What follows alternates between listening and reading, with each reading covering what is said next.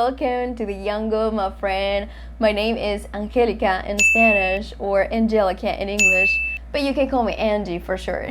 Okay, so in this video, I want to tell you my story, how I became an English teacher without actually planning to be or to become an English teacher. But before we get started, remember to subscribe to this channel, so click on the bottom and let's go for it.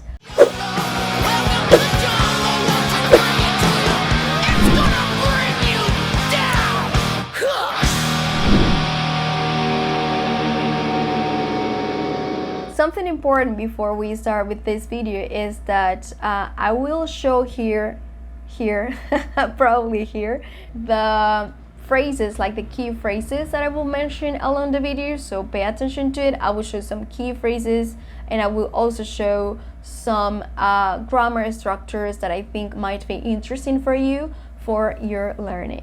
First, I think I have to start by saying that I'm from Venezuela, so obviously my native language is Spanish, it's not English, and I was born in Maracaibo, my home city. So I remember when I was like 12 years old, I told my mom, I want to study English, and at that moment I remember that for me was like, oh my god, studying a new language is like almost impossible, because I said I have to learn a bunch of words and it's like gonna be super hard. Like, how am I gonna do that? Like, at that moment that just seemed super hard for me. I remember that back then I was like 12 years old. This is how I started to study English at an institute in my home city, and I remember I really loved it. Like, the whole experience of being there, I remember that I really loved to go there. I used to study every Saturday. It was very nice. I really enjoyed that moment and I learned a lot, and I studied almost all my high school because I graduated when I was like 16 years old. It was the same year that I graduated from high school as well. So I finished this Institute of English that was very good, and at the same time I finished high school. That was like 2010, so that means that I finished like 12 years ago, which is like, oh my god, I'm not that old. I look very young. I am young. It's not that I just look young, but I am actually young. All right, it's just like I look younger than I actually am. So long story short, when I finished this institute, I was like, yes, I know a lot of things and I feel very good with it. However, when I watch Warner Channel, in prime time, the Warner Channel, like 2.5 Men, I still cannot understand, like, let's not say 100%, but let's say like 90% of what you're saying, and I cannot just speak exactly like them. So I was like, something's missing here. I started to imitate. I actually remember that when I was in high school, you know, there were these recordings to study English that says dialogue, exercise 1, listen and repeat. No one actually speaks like that. I actually studied civil engineering, and then when I graduated, I started to work as civil engineer. And then at the same time I was working as a translator, so that was good, like for practicing my grammar and all that, like my writing skills. However, I think back then I used to make a lot of mistakes.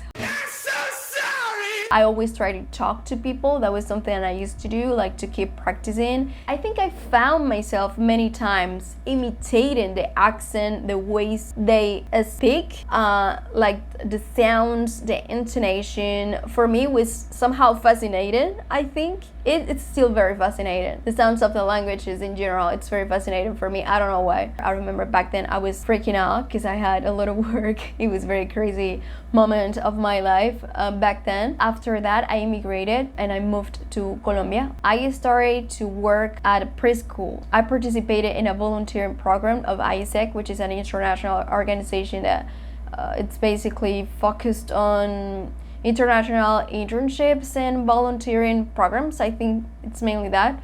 I participated here in this program that was teaching English at a preschool, which was very super extremely challenging because I was working at an office as an engineer, and then I was in front of 3-year-old kid. I remember my first class, it was literally like that. The kids were like 3 years old, and I was like, what the hell am I gonna teach them? I found a way to actually be able to teach them something. It was very challenging. Actually, working with kids is very beautiful, but at the same time, you need to learn certain things here and there. I was working with another girl. She was from California, and for me it was very fascinating because I actually had the chance to spend a lot of time with a native speaker, because we worked together. We were new in the city, so we used to hang out. So I just found myself imitating her accent, and I just realized I was sounding better. After that, some people told me, hey, I want to practice English. And I was like, okay, we can practice English. Back then I didn't have any job, and it was a very complicated moment of my life, and I was like, all right, let's do it, why not? Because for me, like, literally speaking English is like super fun. It's like it's no job. It doesn't feel like I'm working. Actually having a conversation with someone in English, it actually didn't feel like I'm working, and that was just fascinating for me. Like, I'm getting paid for this, and this is very nice, and I'm helping someone. I really love and enjoy talking to people. I think that's one of the things that I like the most, and this is how I started basically teaching English. I started with like a small group of people, and then they started to recommend my classes to other people, and this is how it all happened. And I was just learning on the go. As I said, I didn't study to be an English teacher, so meanwhile I was like all the time doing this process of self-questioning, like, how can I help them better? How can I make their path easier? That was a question. That is still a question I ask myself. I think this is very important because I believe in powerful questions, powerful answers. This is because I realized that most of my students were struggling with pronunciation and listening and all that, and I was struggling with that too. If it's possible for me, for sure, and no doubt it's possible for anyone. So this is how I started to create techniques for learning to make it easier for them, and this is how I started to create then online courses. At this moment that I'm recording this video, I have like 2 online courses. Who knows in the future what I will be doing. So I started to make these online courses and apply certain techniques I learned. But it was mainly because I wanted to help my students. I think that is my biggest motivation. I have to say it. And I really enjoy spending time with people. I really enjoy talking to people. And I really enjoy listening. I think when you are a teacher, for sure, you need to be able to listen with attention. Maybe I became with the pass of the time, or I developed with the pass of the time a bit more my intuition when it comes to understanding what is exactly what a person needs, what is exactly what a person is struggling with, and how I can help them, how I can provide the exact technique or method that can actually help this person. But it's not like I'm a witch. Some people say, but I'm not. It's just that I pay attention to people. At least that's what I try. I really pay attention to my students.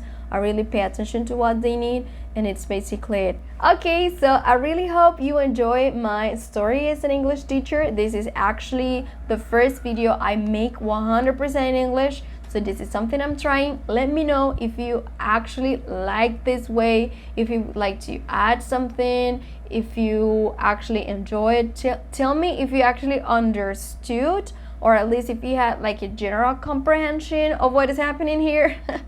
That is very important for me. So my friends, sending you always love and light. Thank you for watching me. Thank you for your time. Besitos.